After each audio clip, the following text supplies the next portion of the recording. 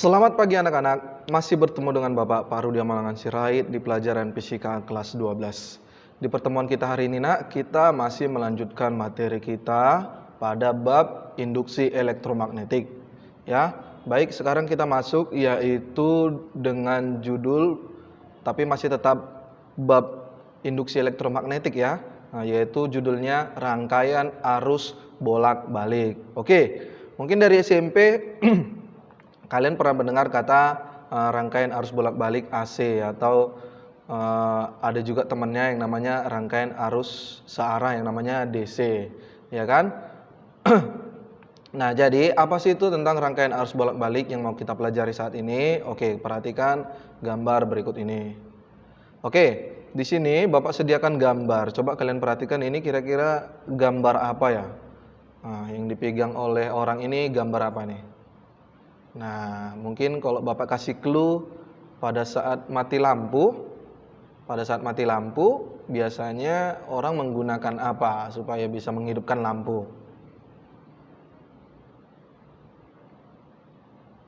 Ya, benar sekali, yaitu menggunakan genset. Genset itu disebut juga dengan generator. Ya, namanya generator. Jadi ini yang dipegang oleh orang ini itu adalah generator ya atau genset, yaitu sebagai pembangkit listrik. Nah, pembangkit listrik apakah? Arus apakah yang dihasilkan oleh genset ini? Nah, itu kita pelajari ya, yaitu arus AC ya, yaitu arus bolak-balik. Oke? Baik, arus yang kita kenal selama ini ada dua, ya kan? Yang pertama namanya arus DC, yaitu arus searah. Yang kedua namanya arus AC atau arus bolak-balik. Nah, arus DC itu dihasilkan dari sumber tegangan apa? Dari sumber tegangan, yaitu bisa dari baterai, bisa dari aki, bisa juga dari elemen volta. Ya. Nah, sedangkan kalau sumber arus AC itu dari mana, Pak? Dari generator atau PLN ya. Jadi kalau PLN itu menggunakan apa sih, Pak? Menggunakan generator, pembangkit listrik. Pembangkit listrik itu kan ada banyak. Ada pembangkit listrik tenaga nuklir, ada pembangkit listrik tenaga uap, ada pembangkit listrik tenaga air dan lain sebagainya. Enak ya? Oke. Nah, jadi baterai, aki dan elemen volta itu ya sumber tegangan ya yang dihasilkan pada arus DC. Nah, apakah alat untuk mengukur arus? Apa alat untuk mengukur tegangan? Nah, itu kita menggunakan apa, Nak? Biasanya, kalau kalian masih ingat. Ya, menggunakan multitester atau multimeter. Ya, multimeter itu bisa mengukur arus, bisa mengukur tegangan, bisa mengukur hambatan. Kalau alatnya yang terpisah satu-satu ada. Yang namanya mengukur arus namanya ampermeter, yang mengukur tegangan namanya voltmeter, dan untuk mengukur hambatan namanya ohmmeter ya. Sedangkan untuk mengukur alat ukur untuk tegangan AC itu apa, Pak? Yaitu osiloskop. Nah, apa sih itu osiloskop? Mungkin kalian baru dengar pertama kali ya. Nanti akan Bapak kasih tunjuk gambarnya. Mungkin kalian ada beberapa yang sudah tidak asing lagi dengan gambar osiloskop. Oke, nah jadi apa sih bedanya rupanya, Pak, multitester atau multimeter dengan osiloskop? Nilainya sama nggak nanti yang ditunjukkan, Pak? Tidak, beda, Nak. Bedanya di mana? Kalau pada multitester, nilai yang ditunjukkan itu adalah sebenarnya, nilai yang sebenarnya, yaitu nilai efektif. Contohnya 5 ohm, atau 10 ampere, atau 20 volt. Nah, itu adalah nilai aslinya. Itulah yang disebut dengan nilai efektif. Nah, sedangkan pada osiloskop, Pak, nilai apa yang ditunjukkan? Yaitu nilai maksimum. Wah, kenapa ada nilai maksimum? Nah, di sini disebut bahwa ada namanya bolak-balik. Artinya bolak-balik itu apa artinya? Ya berarti bolak-balik, bisa ke atas ke bawah, ke atas ke bawah, ke atas ke bawah dan seterusnya. Nah, seperti itu. Jadi bentuknya seperti apa nanti, Pak? Bentuknya seperti ini. Ini namanya osiloskop. Ya. Jadi gambar yang ditunjukkan oleh osiloskop itu yaitu gelombang. Ya, bentuknya gelombang transversal. Seperti itu, Nah, ya. Nah, seperti ini gambarnya. Nah, ini alatnya. Nah, ini nanti kalian boleh cek di YouTube ya, bagaimana sebenarnya sih cara menggunakan osiloskop, nanti bisa kalian perhatikan. Nah, kemudian osiloskop ini mempunyai dua probe. Nah, dua probe. Jadi sama seperti multimeter. Nah, multimeter juga punya dua probe. Ada probe merah, ada probe hitam. Ini multimeter analog, ini multimeter digital. Ya. Nah, jadi sama cara mengukurnya, ya tinggal tempelkan saja pada yang mau diukur. Misalnya mengukur arus berarti harus diserikan. Masih ingat kan? Kalau mengukur tegangan berarti harus diparalelkan. Seperti itu ya. Nah, seperti ini gambarnya. Inilah perbedaan gambarnya ya. Ini namanya osiloskop, ini namanya multimeter atau multitester ya. Oke. Nah, baik. Rangkaian listrik AC, yaitu rangkaian listrik arus bolak-balik. Nah, untuk mencari tegangan AC, nah ini kan V V itu kan sama dengan GGL ya, nak ya. GGL atau tegangan V sama dengan tegangan maksimum sin omega T. Ini dari mana, Pak? Ya dari yang kemarin itu. Dari mana itu? Itu ya dari sini. Nah, ini dia. GGL induksi sama dengan NBA omega sin omega T, ya kan? Nah, NBA omega itu apa? GGL maksimum. Berarti bisa kita masukkan kemari. Berarti GGL induksi sama dengan GGL maksimum sin omega T. Nah, seperti itu. Itulah hubungan antara GGL induksi dengan GGL maksimumnya. Seperti itu, nak ya. Oke. Nah, baik, kita lanjut. Nah, jadi tegangan itu sama dengan tegangan maksimum sin omega T. Sedangkan arusnya sama. Karena tegangan itu sama dengan arus kali hambatan, berarti kan tegangan dan arus itu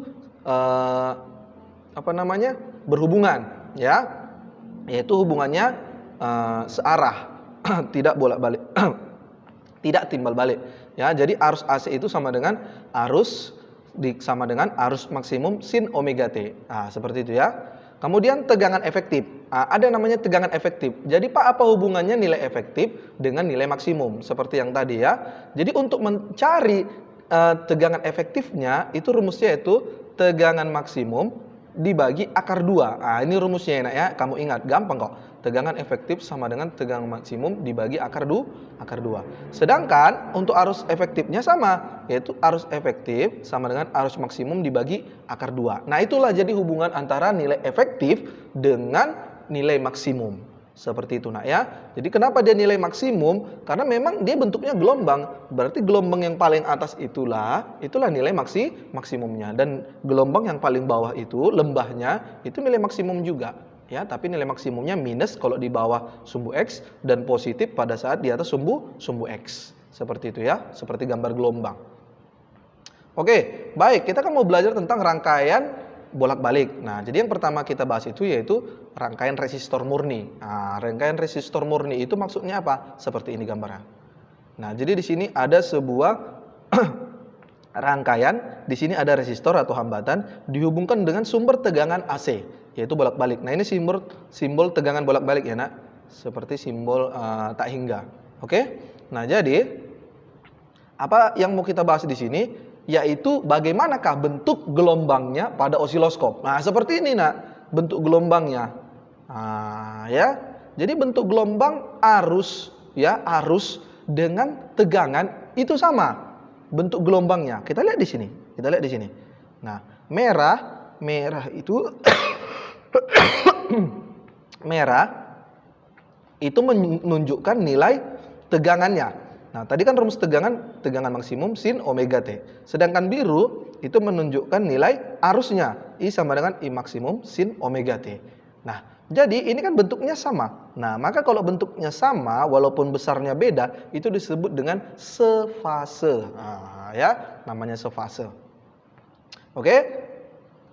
Nah, jadi seperti inilah kalau kita buat dalam bentuk grafiknya ya. Grafik ini grafik tegangan dengan arus dan terhadap sudutnya atau omega dan kali T. Nah, jadi grafiknya itu linier. Linier itu artinya searah, berarti sama dia. Arus maksimumnya makin besar, berarti tegangan maksimumnya juga makin besar, ya. Nah, ini menyatakan sudutnya omega T-nya. Oke? Jadi arus dan tegangan pada hambatan atau resistor itu adalah sefase. Oke? Oke, jadi arus pada resistor yaitu ini tadi. Arus resistor IR sama dengan I maksimum sin omega T. Sedangkan tegangan pada resistornya yaitu tegangan sama dengan tegangan maksimum sin omega T. Nah, jadi apakah hubungan antara arus dengan tegangan? Yaitu pada hukum Ohm, bahwa tegangan sama dengan arus dikali hambatan. Ini dia. Jadi V maksimum sama dengan arus maksimum dikali hambatan. Ya nak ya. Nah, tapi kalau misalnya ditanya adalah tegangan efektif, maka sini kamu buat V efektif sama dengan I efektif kali R. Seperti itu nak ya. Nah, kemudian ada juga dayanya. Ingat, kalau ada arus, ada tegangan, berarti ada daya. Daya listrik yaitu apa rumusnya kemarin? Arus kali tegangan ya. Berarti P sama dengan V kali I. Kalau ini yang dicari adalah nilai efektifnya, tegangan efektif. Tapi kalau dicari adalah tegangan maksimum, berarti sini kamu buat P max sama dengan V max kali I max. Nah, harus sama ya nak ya, seperti itu. Atau bisa juga menggunakan ini. Nah, ini dia. P efektif sama dengan setengah V maksimum kali I maksimum. Seperti itu ya. Oke, kita ke contoh lo yuk. Contoh soal. Dalam rangkaian AC seperti yang diperlihatkan pada gambar, ini gambarnya. R-nya yaitu 40 ohm, sedangkan tegangan maksimumnya yaitu 100 volt. Dan frekuensi generatornya F-nya yaitu 50 Hz. Dianggap tegangan pada ujung-ujung resistor yaitu VR-nya 0 ketika T-nya 0. Nah, berarti pada waktu T-nya 0 tegangannya ya 0. Tapi pada saat T-nya 0,1 tegangannya apa tetap 0? Nah, pasti sudah beda nak ya. Nah, seperti itu. Itulah artinya setiap saat arus pada rangkaian bolak-balik itu berubah nak. Nah, seperti itu. Setiap saat waktunya beda-beda berarti arusnya berbeda. Seperti itu ya. Tegangannya bagaimana? Ya tegangannya juga beda. Seperti itu. Nah, makanya kalau misalnya kita mati lampu di rumah, ya kadang-kadang genset kita kalau udah mau habis minyak ya atau baru dihidupkan, contoh saja, itu nanti lampunya pertama redup lama-lama terang. Nah, seperti itu nak. Ya, jadi arusnya itu nggak tetap, nggak langsung puk, nggak langsung hidup, nggak. Dia pertama pelan-pelan dulu, terang baru terang. Nah, seperti itu. Begitu juga kalau dia udah habis, ya lama-lama redup, seperti itu. Berarti arusnya dan tegangannya setiap saat itu sebenarnya berubah, ya. Nah, ditanya tentukanlah arus maksimum, kemudian frekuensi sudut yaitu omega dan arusnya I-nya pada saat T-nya 1/75 sekon. Oke, kita cari penyelesaian. Nah, ingat, rangkaian resistor murni, apa tadi rumusnya? I maksimum sama dengan V maksimum dibagi R. Nah, seperti yang tadi, V sama dengan I kali R. Nah, ini kan cuma tinggal balik saja. Maka, berapa P maksimumnya? Ya 100, hambatannya 40. 100 bagi 40, 2,5 ampere. Oke, itu mencari arus maksimumnya. B, mencari frekuensi sudutnya atau omeganya. Nah, apa mencari rumus omega? Ingat pada gerak melingkar. Omega sama dengan 2V kali F atau 2V per T. Oke, masukkan saja. Berarti 2V dikali frekuensinya berapa tadi ya? Frekuensinya 50. Ya udah 2V kali 50. 2 kali 50 berapa? 100V. Ya udah, berarti omeganya 100V radian per sekon. Oke, lanjut. Yang C. Yaitu untuk mencari arusnya tadi. Nah, untuk rangkaian resistor murni ingat bahwa tegangan dan arus itu sefase. Nah, berarti V itu sama dengan Vm sin omega T, berarti I juga sama, yaitu Im sin omega T. Berarti persamaan tegangan bisa kita masukkan ke persamaan arus. Nah, maka I sama dengan I maksimum sin omega T. Nah, I maksimumnya tadi kan sudah dapat, yaitu 2,5 sin omega T. Omeganya juga tadi udah dapat kan? Omeganya berapa tadi? Ini dia, omeganya itu 100V tadi kan?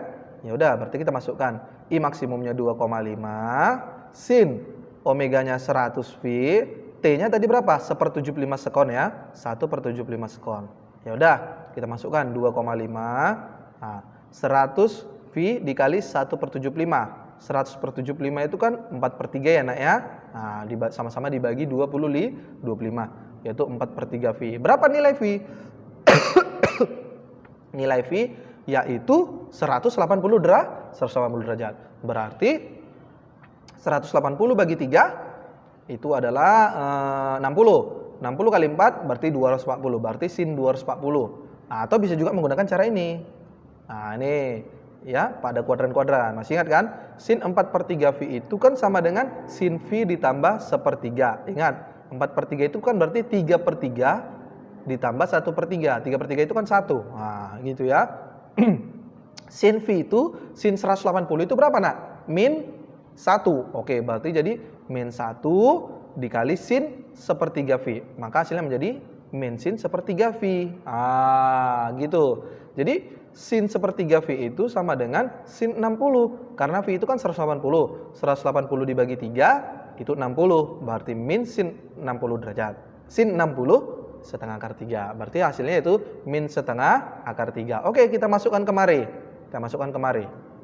Maka 2,5 kali min setengah akar 3. 2,5 dikali setengah itu bisa kita sederhanakan menjadi 5/4. Berarti I sama dengan min 5/4 akar 3 ampere. Seperti itu nak ya. Oke, mungkin itu saja dulu materi kita pada hari ini. Semoga kalian dapat memahaminya. Minggu depan akan kita lanjutkan yaitu tentang rangkaian induktor sama rangkaian kapasitornya. Oke? Bapak sudahi pertemuan kita hari ini. Selamat pagi.